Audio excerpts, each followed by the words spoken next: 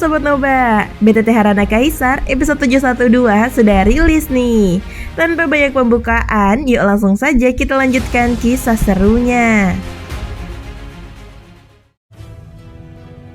Di episode sebelumnya, Ki Baihun yang menyimpan dendam mendalam terhadap Xiaoyan akibat kehancuran besar yang menimpa klan Ximing, akhirnya melihat kesempatan untuk menghabisi Xiaoyan ketika ia dalam keadaan tidak sadarkan diri. Namun serangannya digagalkan oleh avatar Yuan Shen. Ki Baihun hampir melanjutkan serangannya, tetapi tiba-tiba tubuhnya kembali direbut dan dikendalikan oleh Simo, sosok misterius dari kelompok Jiang Misi. Simo hendak menghabisi Xiaoyan dengan memanfaatkan tubuh Ki Baihun.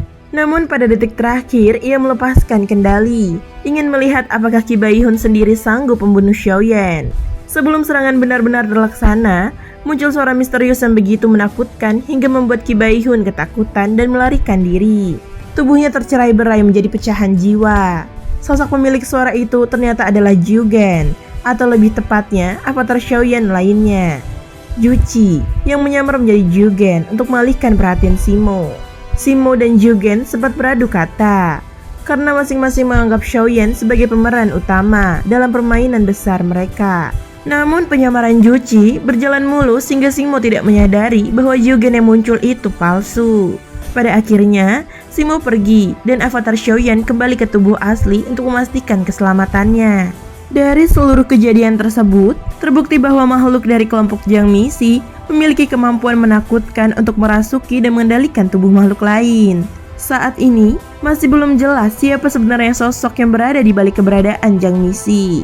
Meski berbagai petunjuk sebelumnya mengarah pada pihak Simo yang diduga kuat berasal dari klan Ximing, namun kenyataannya tampak berbeda. Ia seolah hanya mengendalikan tubuh Ki Baihun untuk sementara waktu dan bukan berasal dari klan Ximing. Dengan demikian, identitas asli dari si topeng bermata empat itu masih tetap menjadi sebuah misteri.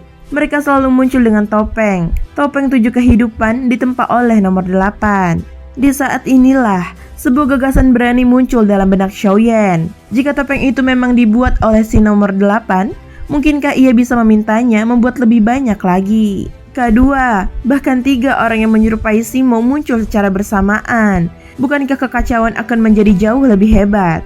Selama ini, Jiang Misi mempermainkan dunia dan umat manusia bagaikan aktor di atas panggung. Maka mengapa mereka tidak dibalas dengan cara yang sama? Begitu ide itu muncul, Xiaoyan tidak berniat menyembunyikannya. Ia membiarkan seluruh peserta konferensi kekacauan ikut serta dalam rencana tersebut. Hanya melalui cara itulah kekacauan sejati dapat tercipta. Sebuah situasi di mana keberadaan dan kepalsuan sulit dibedakan. Melalui topeng tersebut, mungkin mereka juga bisa menemukan lebih banyak petunjuk mengenai Jiang Misi, bahkan mencari cara untuk mengalahkan atau membunuhnya sepenuhnya. Setelah beberapa kali pengujian, Xiaoyan dapat memastikan bahwa Jiang Misi memang mampu menggunakan topeng 7 mayat dan jubah ilusi. Mereka bisa datang dan pergi tanpa jejak, namun kemampuan yang dapat mereka bawa tetap sangat terbatas. Indra dan persepsi mereka pun tidak terlalu kuat. Sementara itu, Xiaoyan memiliki pagoda emas di dalam tubuhnya, dapat keluar masuk tanpa menimbulkan aura sedikit pun. Seiring meningkatnya kekuatan Xiaoyan, menara itu semakin sempurna menyatu dalam tubuhnya. Selama ia tidak melepaskannya secara langsung, menara tersebut akan mudah terdeteksi. Jika pagoda emas itu benar-benar dapat dirasakan oleh Jiang Misi, mustahil hingga kini ia tetap aman berada dalam tubuh Xiaoyan. Ia membuktikan bahwa kekuatan pagoda emas bahkan melampaui persepsi makhluk seperti Jiang Misi.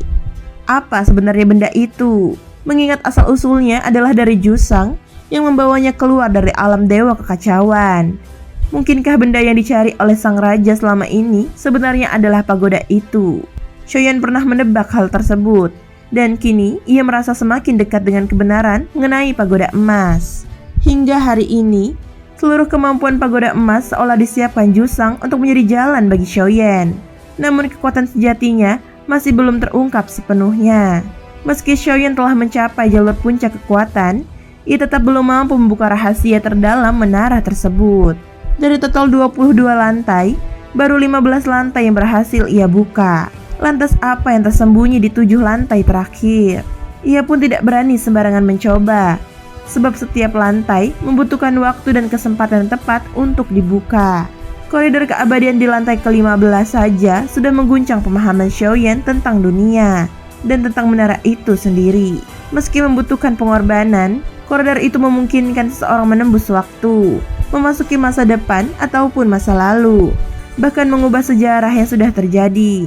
Sebuah perbuatan yang seharusnya mustahil dalam hukum aliran waktu. Karena itulah, Xiaoyan tidak berani memakainya sembarangan. Ia hanya pernah menggunakannya untuk menyelamatkan Yun Yun, dan itu pun membutuhkan butian jin, benda misterius yang kini tak pernah muncul lagi. Perenungan panjang itu dilakukan oleh avatar Jusi milik Xiaoyan. Avatar yang kini mengenakan topeng Simo. Aura yang dipancarkannya tampak ganjil, dengan sebuah tanda kekosongan di antara alisnya. Sekilas, avatar itu terlihat lebih lemah dibandingkan tubuh utama, namun sesungguhnya tidak demikian. Avatar itu mampu menghubungkan diri dengan keberadaan misterius yang bersemayam di dalam kekosongan. Kekuatan mematikan yang pernah dirasakan Xiaoyan sendiri. Dengan kemampuan itu, avatar Jusi dapat mempertahankan hidup Xiaoyan menghadapi musuh yang jauh lebih kuat. Maka Xiaoyan memilih avatar tersebut untuk mengenakan topeng Jugen. Karena bahkan jika identitasnya terbongkar, tanda kehampaan itu tetap bisa memanggil keberadaan dari ruang kosong sebagai bala bantuan. Selain itu, ia meninggalkan avatar Jin-chan sebagai pertahanan terakhir. Jika keadaan menjadi benar-benar genting, avatar itu dapat meledakkan diri dan membawa tubuh utama melarikan diri. Untungnya, skenario terburuk itu tidak terjadi. Xiaoyan memang tidak mengingat wanita di hadapannya saat ini, juga tidak mengenali nama aneh Chen Xianyuan. Namun ia tahu bahwa ini bukan pertama kalinya ia mengalami pingsan akibat nama itu. Karena itulah, ia menyimpan berbagai rencana cadangan. Benar saja, bahaya kembali muncul satu persatu. Qi Baihun yang seharusnya telah meninggalkan tempat ini ternyata kembali. Avatar Xiaoyan memang berhasil menundukkannya, namun Simo muncul dan kembali mengacau. Beruntung Xiaoyan sudah mengaktifasinya. Jika Simo berhasil menguasai tubuh Qi Baihun dan menggunakan kekuatan jiwa sebagai serangan utama, 3 avataran tersisa pun belum tentu mampu melindungi jiwa Xiaoyan tanpa kerugian besar. Bahaya itu akhirnya berlalu.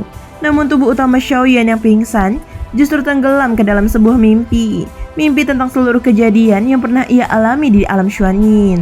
Dalam mimpinya, seekor kelinci kecil seperti anjing melompat-lompat dengan menjengkelkan.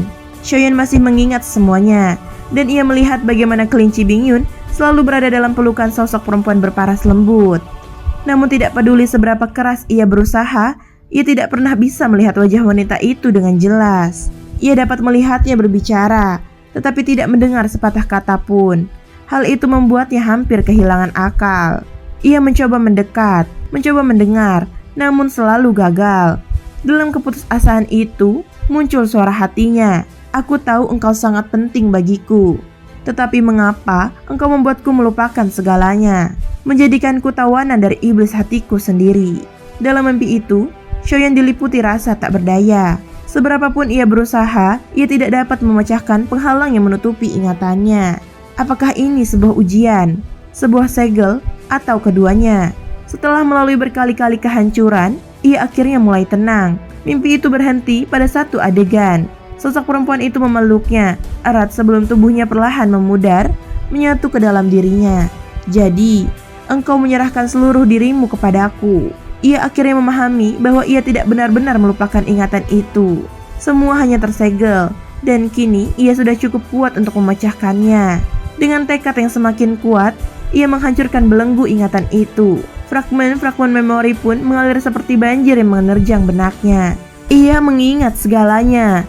Sikap dinginnya sang permaisuri ketika pertama kali bertemu, bantuan sang permaisuri sepanjang perjalanan saat ia memanggil pasukan api merah untuk bertempur bersamanya melawan invasi Taisu. Perubahan panggilan dari permaisuri hingga Yuan lalu pengorbanan terakhirnya, meleburkan seluruh kekuatan jiwa ke dalam tubuh Xiaoyan demi menyelamatkannya, hingga akhirnya tubuhnya lenyap sepenuhnya. Dalam ingatan terakhirnya yang penuh penyesalan, perempuan itu merobek kulitnya sendiri, menuliskan 3 huruf, Chen Xianyuan, sebuah nama yang pernah membuat Xiaoyan kehilangan kesadaran, dan kini mengembalikan seluruh ingatannya.